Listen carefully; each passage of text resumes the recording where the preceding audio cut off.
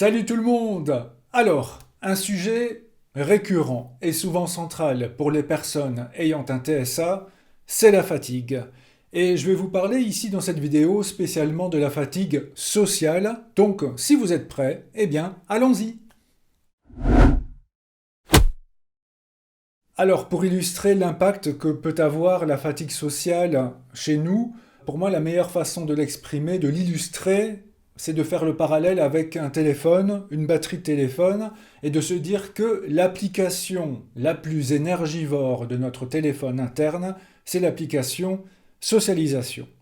Et donc, cela signifie aussi que, vu que notre batterie descend très vite après avoir passé du temps avec d'autres, avec de nombreux stimuli, aussi, eh bien, nous avons ce besoin clair et indispensable de pouvoir recharger cette batterie et la seule solution, c'est d'être à l'écart, d'être seul, d'être avec ses repères, hors de tout ce que nous ressentons quand nous sommes avec d'autres personnes, quand nous partageons des activités. Et évidemment, même si toutes n'ont pas le même impact, c'est fou quand même à quel point les activités sociales, de manière générale, nous arrachent vraiment notre énergie. Et ce que je trouve particulièrement difficile, c'est d'enchaîner plusieurs activités avec d'autres personnes, ou aussi les activités qui traînent vraiment en longueur. Il y a toujours un moment où je suis un peu dans mes pensées, où je m'imagine seul, tranquille, dans mon canapé, chill, avec éventuellement une petite série télé, de se dire, allez, il est temps que ça se termine, ça me ferait vraiment du bien maintenant de recharger cette batterie que je sens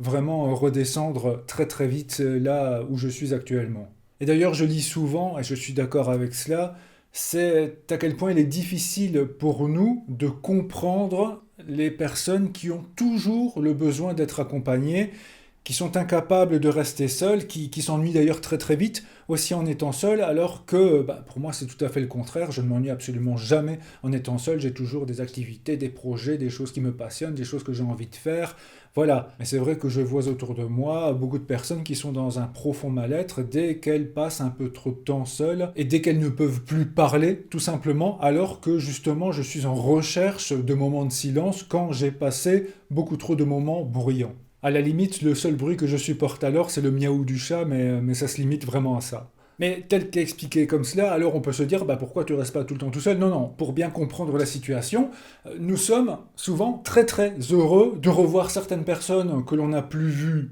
depuis longtemps.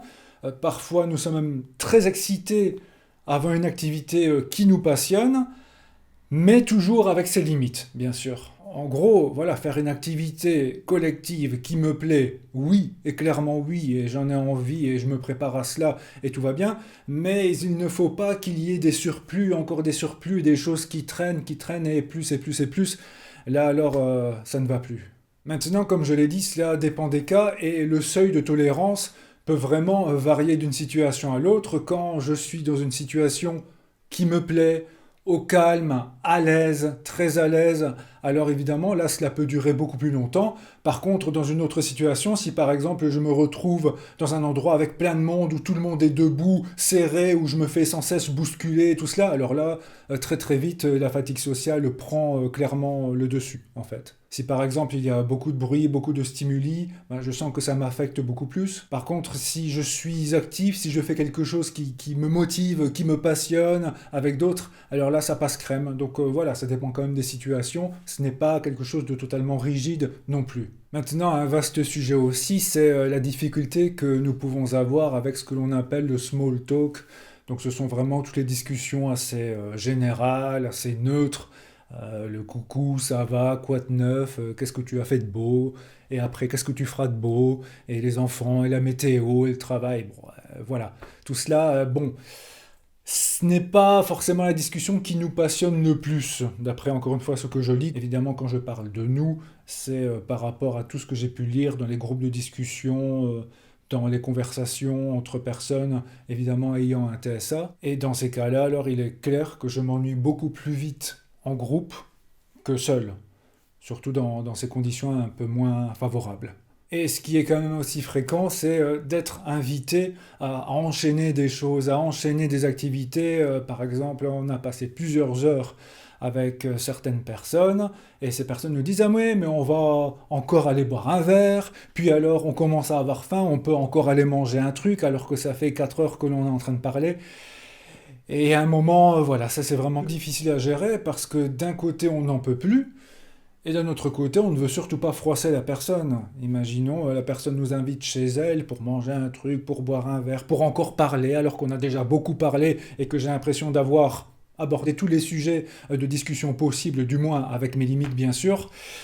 Et c'est très très compliqué de dire non, je ne veux pas, je ne veux plus passer de temps avec vous, je veux partir, je veux me retrouver seul, je n'ai rien d'autre à faire. Parce que c'est ça aussi, il faut toujours justifier, ben non, je n'ai rien d'autre à faire, mais j'en ai assez. C'est très très très compliqué à faire comprendre cela à d'autres personnes. Et alors quand on est autant sensible à ces choses, quand on se rend compte, oui, que cela nous prend tellement d'énergie que c'est très très difficile de gérer cette énergie, surtout avec d'autres, parce que forcément, ça ne se passe jamais exactement comme on le souhaite, dans l'endroit où on le souhaite, comme on le veut, à notre manière, et c'est parce que c'est le principe du collectif, il faut aussi que cela convienne aux autres personnes, bien sûr.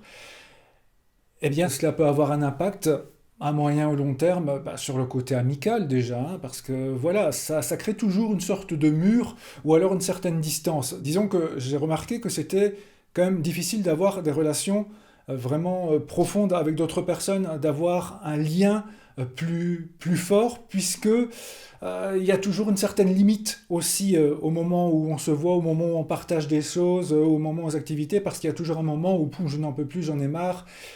Ouais, vous savez, c'est comme si nous n'avions pas ces moments réguliers de pause et ces moments de recharge de batterie sociale, ben, en fait, pour la majorité des humains, c'est comme s'il y avait plusieurs nuits sans sommeil, plusieurs nuits blanches.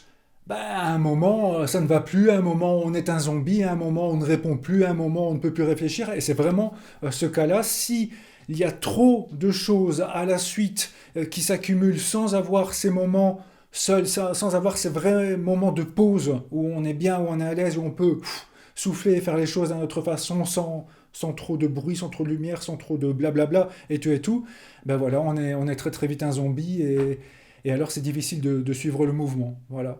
Et là aussi, ben oui, forcément, où cela peut avoir un certain impact, ben c'est pas que du côté amical, mais cela peut être aussi du côté amoureux, du côté couple. Enfin, imaginez quand même que vous passez quelques jours avec la personne aimée et que vous devez lui dire à un moment, bon ben écoute, ce serait bien que tu partes pendant 3 jours parce que j'ai besoin de me recharger, là je n'en peux plus, je veux faire autre chose, je veux me retrouver seul les prochaines soirées et après on se reverra.